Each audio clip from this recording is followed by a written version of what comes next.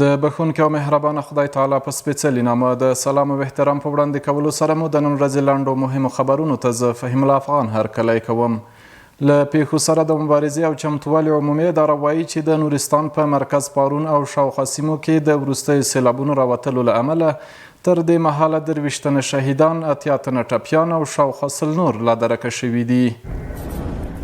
د میدان وردګ ولایت اوسیدونکي د نورستان پارون ښار وروستیو سیلاب ځپلو سره خواخوږي څرګندوي، وایي ورسره هر ډول مرستو ته تیار دي. دوی له نورو هیوادوالو، موسساتو او خیریه بنسټونو هم غوښتنه کوي چې د سیلاب ځپلو سره بیړنۍ مرستې ترسره کړي. کورنیو چارو وزارت وایي سرحدي شرطې د کابل، کندهار، بلخ هوایي ډګرونو او اسلام کلا او تورخم بندرونو څخه 10 تنه د جعلي اسنادو او نورو جرمونو په تړاو نیولي دي.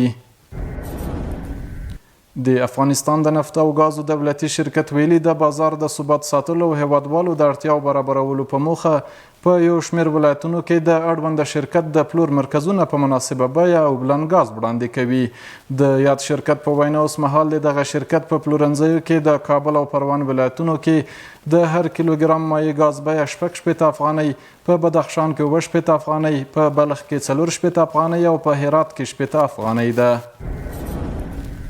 او د میدان وردګ ولایت مسؤلین وایي په یاد ولایت کې 6 لویې او وړې پروژې تر کار لاندې دي چې د یاد ولایت پراختیایي کمیټې غونډه کې ورباندې د دوامداره څارنې او په ښه کیفیت ترسره کولو یې ټینګار وشو.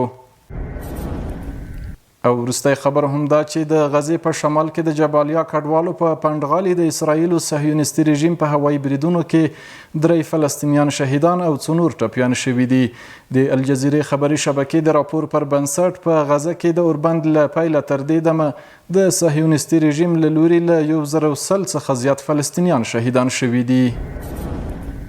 درنو لیدونکو، د نن ورځې لنډو مهم خبرونه هم دومره وو. تر بیا ښې چارې، ښه وخت.